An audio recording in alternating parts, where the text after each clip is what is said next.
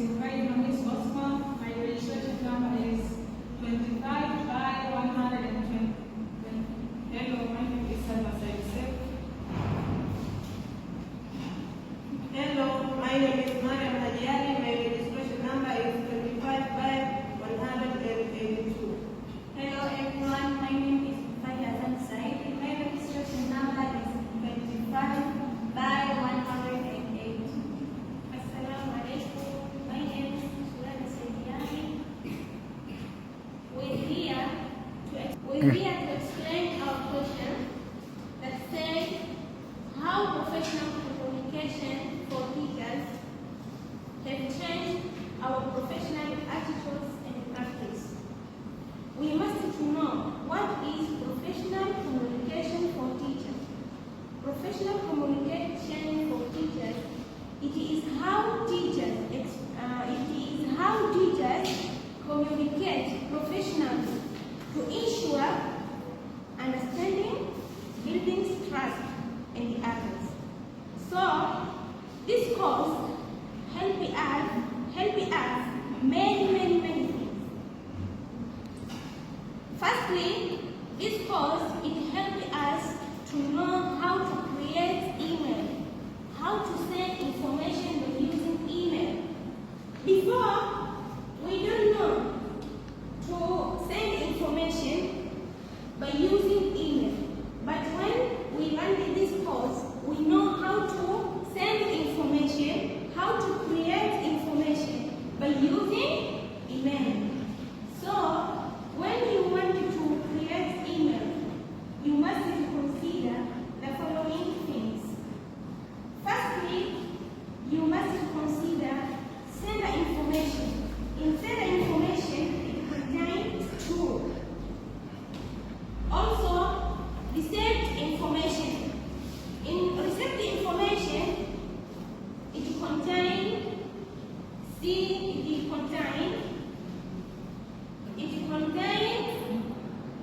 true. CC, it means carbon copy. BCC, it means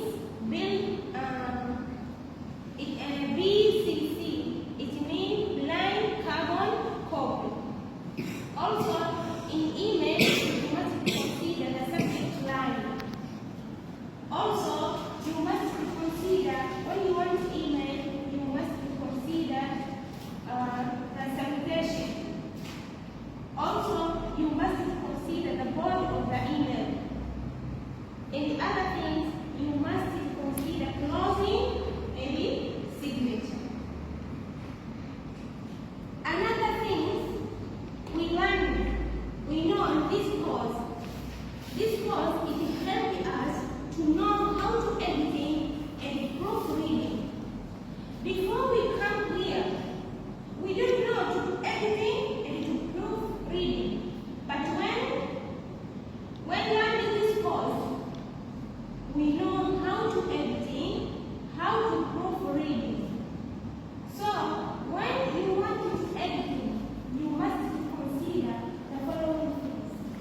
Firstly, in editing, you must consider checking ideas, checking content. You must check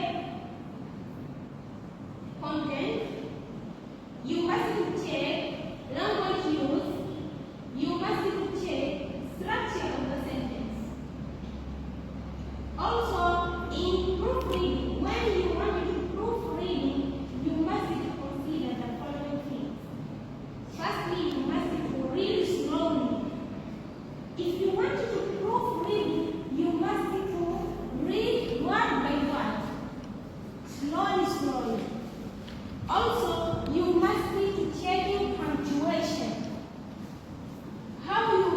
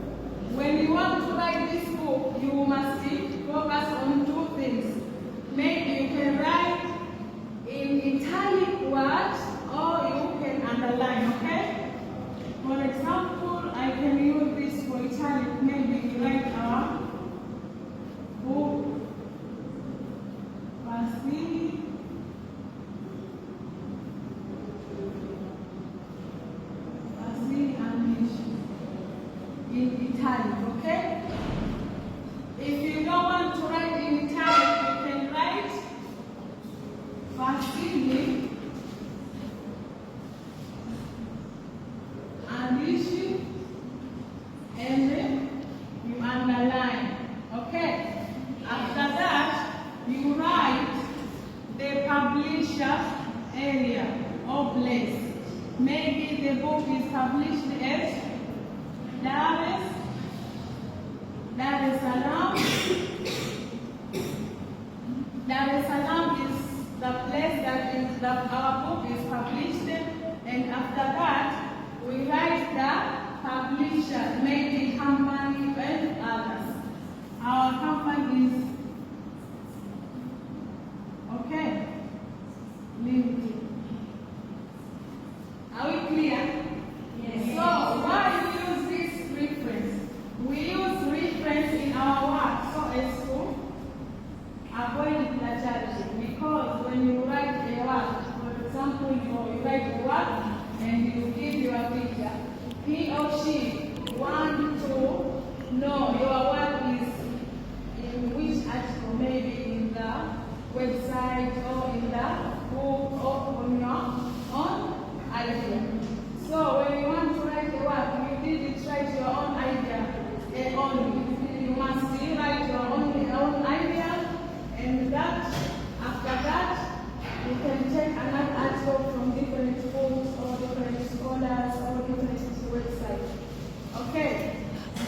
Then I'm here. I will edit this step, and I will come in another presenter to continue. Thank you. I'm here to continue with another thing that helped us in this course. So in this course, we learn or we know how to use vocabulary for teaching. So before to learn this course, we don't know how to use professional vocabulary for teaching. But now, after learning this course, we know how to use professional vocabulary in teaching, so as to help the teacher and the student in their lesson. So in this part, we know different categories of professional vocabulary for teaching. The first one is we know the pedagogical vocabulary. This used by teacher when teach students in the classroom. Teacher use this to persuade students to answer the question, or teacher use this to build good relationship for students. For example, teacher can greet students, and not only that, but also teacher can ask the students if there is any student that she didn't come in the class and why she did not come in the class. Another part is we know how to use curriculum vocabulary. So as a teacher, must use curriculum vocabulary. So in this course, we learn that teacher must use curriculum vocabulary in teaching, like to use syllabus, lesson plan, scheme of work, learning outcome, and teaching outcome. And another part is content instruction. So teacher use this to help the students in order to listen her. And another part is feedback and assessment. So as a teacher that you teach students, you must use assessment and feedback. You must know if the student understood or not. So you can use this to correct the student or to encourage students.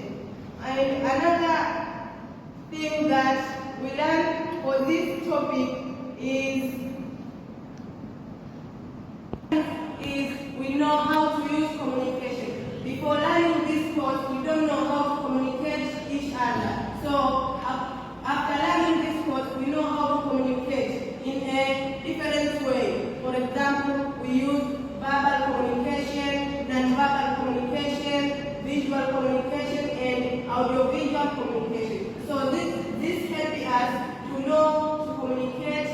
other people in different areas